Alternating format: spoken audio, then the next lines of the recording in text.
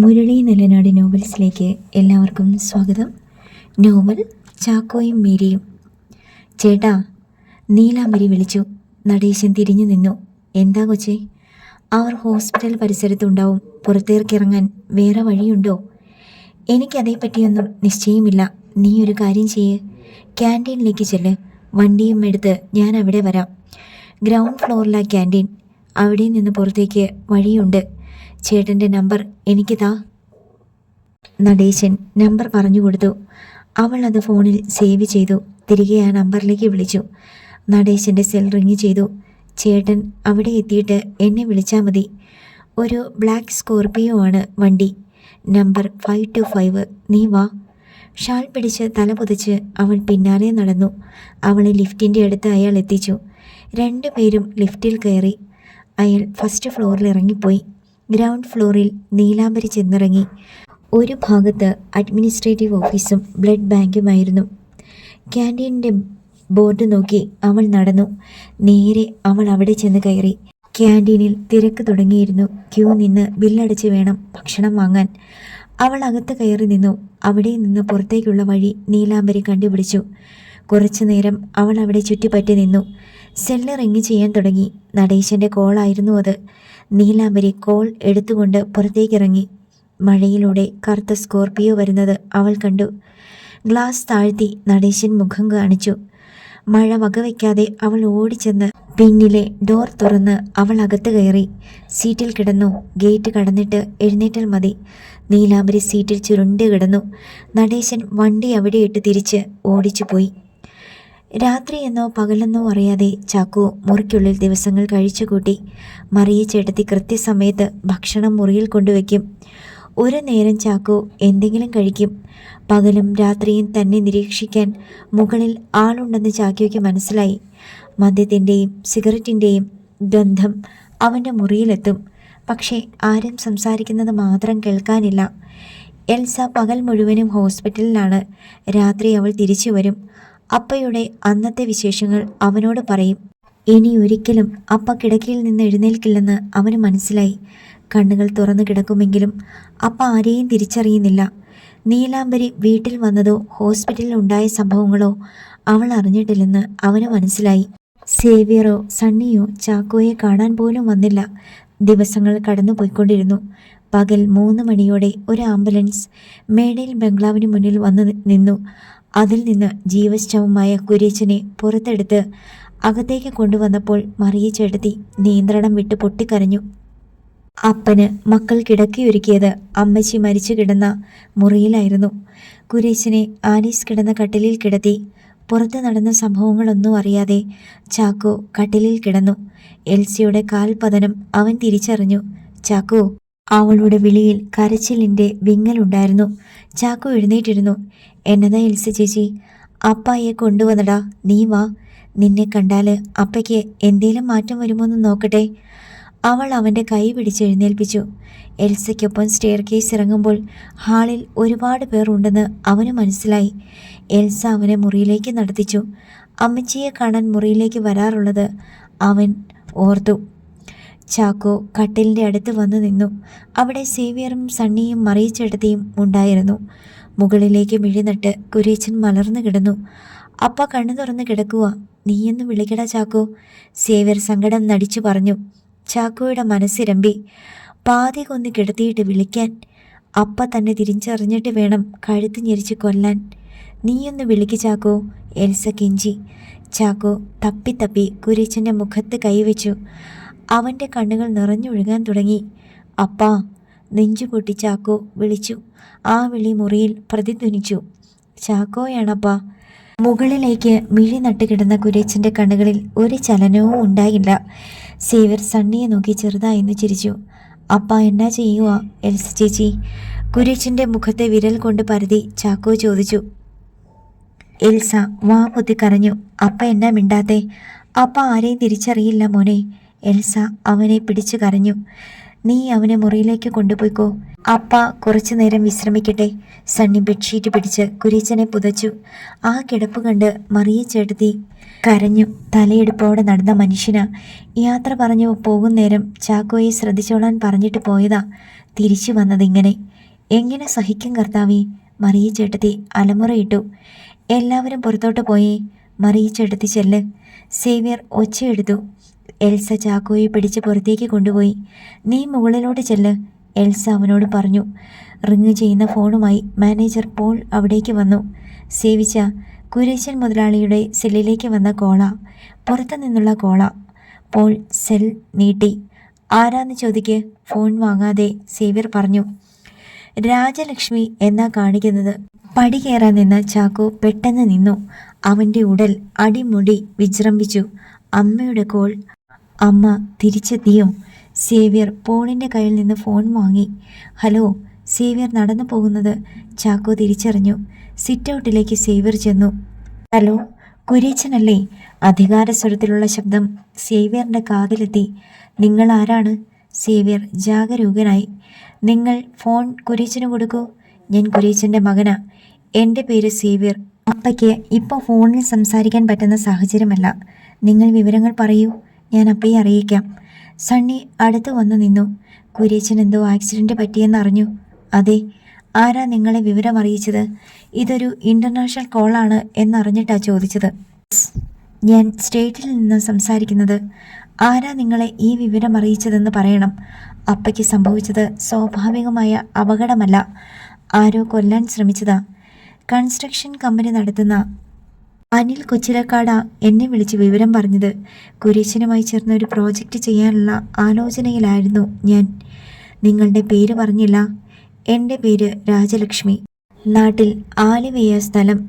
കുര്യച്ചൻ്റെ ആരോഗ്യനില എങ്ങനെയെന്ന് അന്വേഷിക്കാനാ വിവരം അറിഞ്ഞപ്പോൾ വിളിച്ചത്. അപ്പയെ ഡിസ്ചാർജ് ചെയ്ത് വീട്ടിൽ കൊണ്ടുവന്നു. 2 മാസം വിശ്രമം വേണ്ടിവരും. സീരിയസ് ആണെന്നാ കേട്ടത്. ആളുകൾക്ക് എന്തു പറയാമല്ലോ. ശരി, ഞാൻ വൈകാതെ തിരിച്ചു വരുന്നുണ്ട്. അപ്പോൾ നേരിൽ കാണാം. കോൾ കട്ടായി.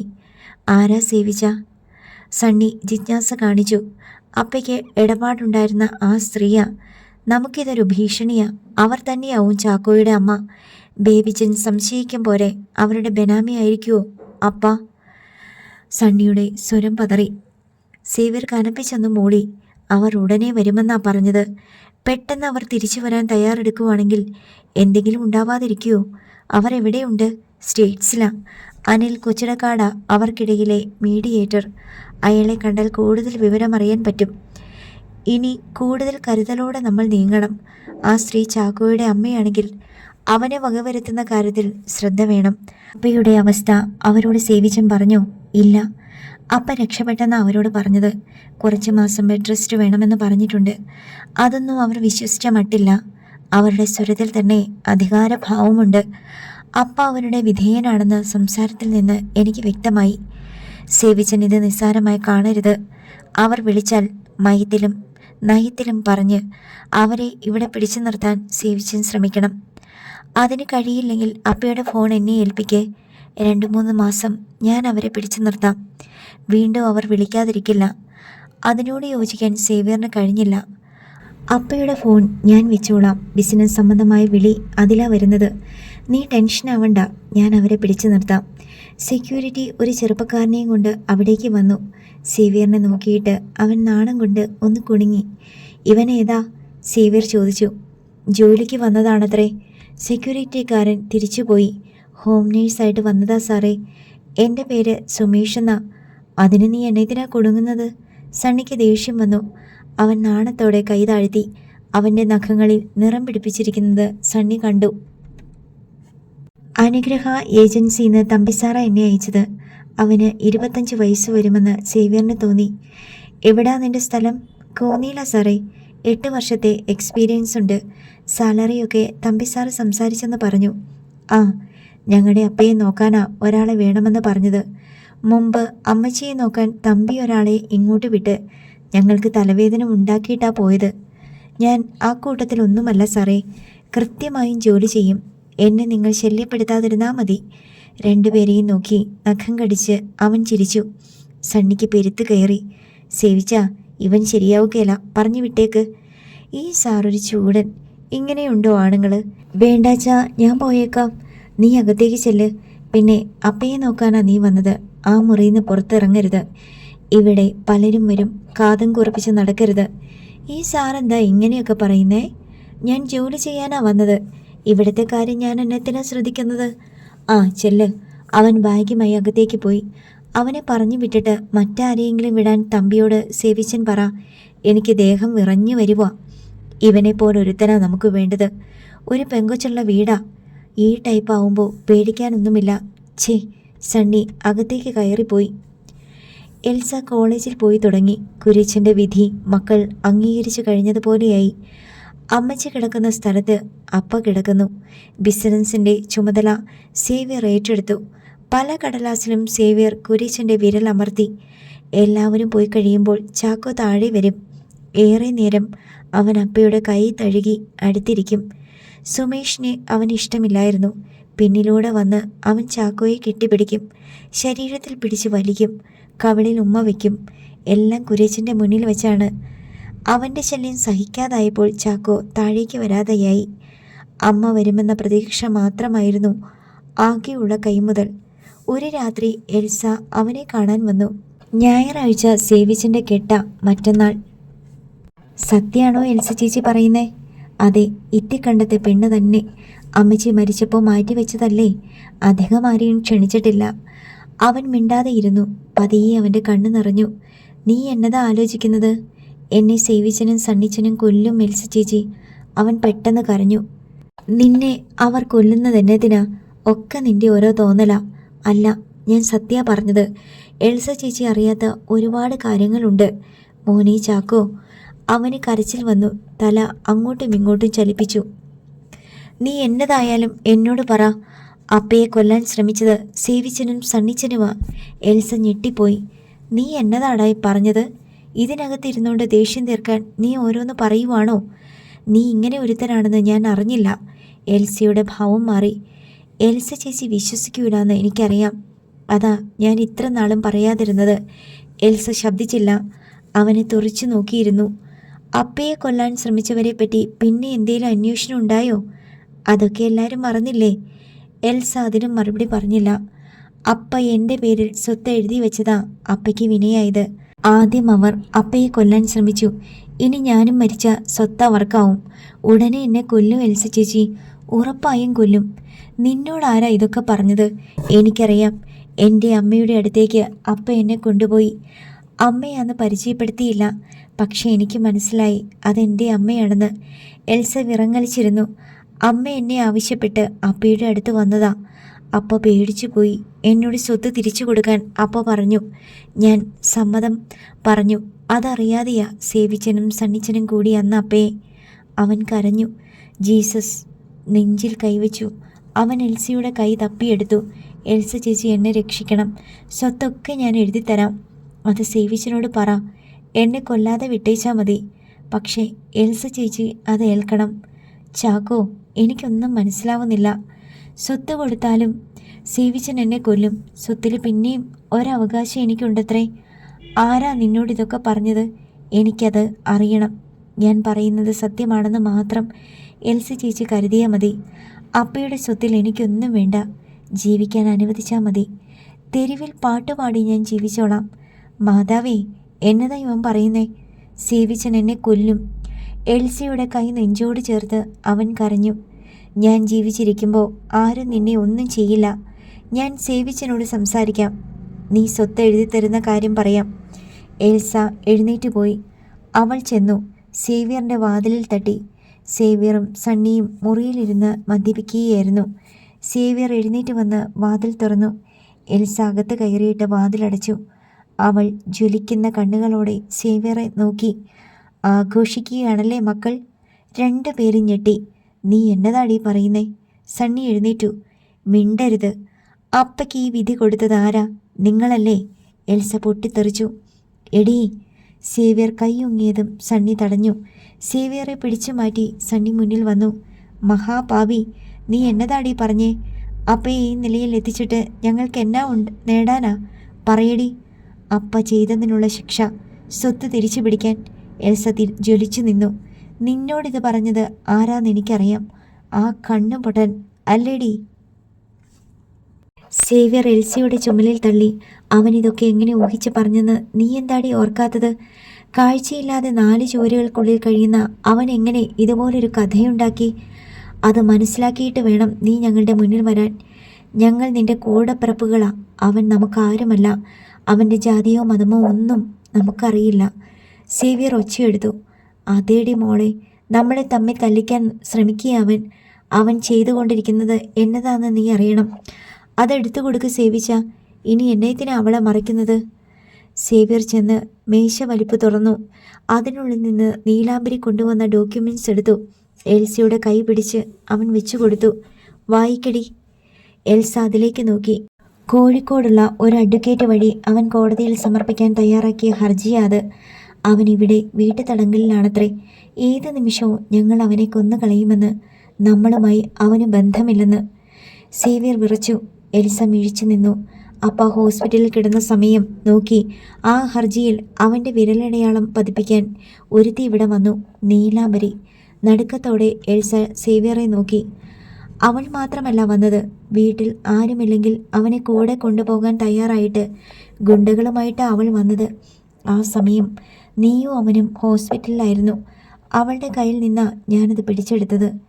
സേവിച്ചൻ പറയുന്നത് സത്യമാ മോളെ. അന്ന് സേവിച്ചൻ ഇവിടെ ഉണ്ടായിരുന്നത് കൊണ്ടാ അവളുടെ ശ്രമം പരാജയപ്പെട്ടത്.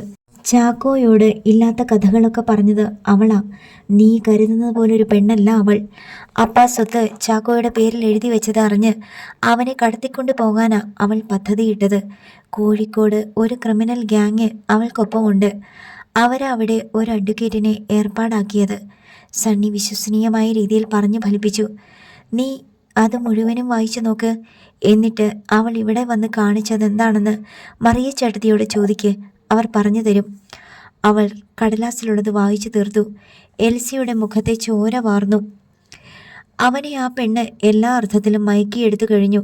നമ്മളാരും അവളെ ശ്രദ്ധിക്കാതെ പോയി. ഇപ്പോഴാ ഇവിടെ നടന്ന കാര്യങ്ങളെപ്പറ്റി മറിയ ചേട്ടത്തി പറയുന്നത്.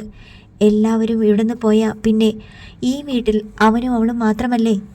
അവൻ രക്ഷപ്പെട്ടു പോയാൽ അപ്പയും കൊണ്ട് നമ്മൾ തെരുവിലിറങ്ങണം. സേവ്യർ ഓർമ്മപ്പെടുത്തി.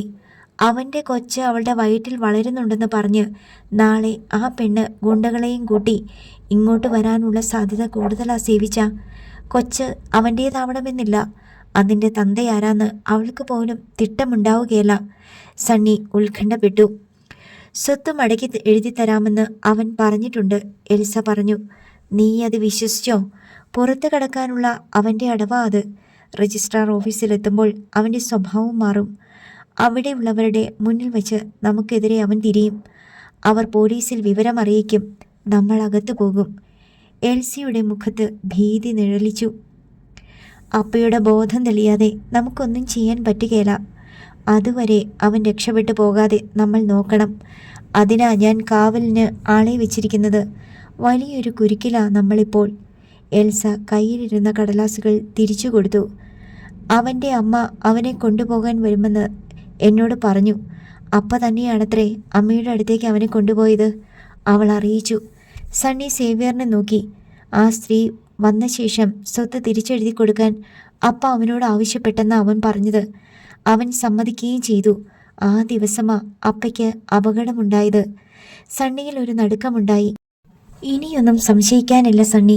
അപ്പയെ വീഴ്ത്തിയത് ആ സ്ത്രീയുടെ ആളുകൾ തന്നെ. നമ്മൾ അറിയാതെ ചില കരുനീക്കങ്ങൾ നടന്നു. അപ്പ നമ്മളോടത് പറഞ്ഞതുമില്ല. ആ സ്ത്രീയെ നമുക്ക് കണ്ടുപിടിക്കണം. സേവ്യർ മലക്കം മറിഞ്ഞു. എൽസ വാതിൽ തുറന്ന് പുറത്തേക്ക് പോയി. സേവിച്ച എന്നതാ കേട്ടത്? സ്വത്ത് തിരിച്ചെഴുതാൻ അപ്പ അവനോട് സംസാരിച്ചെങ്കിൽ നമ്മൾ ചെയ്തത് കൊടും പാതകമല്ലേ? സണ്ണിയുടെ ഒച്ച വിറച്ചു. വായടയ്ക്ക്. ഇനി അതേപ്പറ്റി ചിന്തിച്ചിട്ട് കാര്യമില്ല. നമ്മൾ ചെയ്തതാ ശരി. ഒറ്റക്കെട്ടായി നിൽക്കണം. കുറ്റബോധം കൊണ്ട് സണ്ണിയുടെ തല കുനിഞ്ഞു. ഇനിയും അവനെ വെച്ചുകൊണ്ടിരിക്കുന്നത് വലിയ മണ്ടത്തരമാ. 1 മണിക്കൂറിൽ കൂടുതൽ ചാക്കോയും ആ പെണ്ണും വക്കീലിൻ്റെ മുറിയിലുണ്ടായിരുന്നു. അയാൾ ഒരു വേന്ദ്രനാ. എന്നോട് വൈരാഗ്യവുമുണ്ട്. അതിനകം അയാൾ കയ്യിലുള്ള കോപ്പിയിൽ അവൻ്റെ വിരലടയാളം പതിപ്പിച്ചെങ്കിലോ? സണ്ണി ശക്തിയായി ഞെട്ടി. ബേബി പറയും പോലെ 2 മാസമൊന്നും കാത്തിരിക്കാൻ പറ്റില്ല. എത്രയും വേഗം അവനെ തീർക്കണം, അല്ലെങ്കിൽ നമ്മൾ ഇതുവരെ ചെയ്തതൊക്കെ വെറുതെയാവും.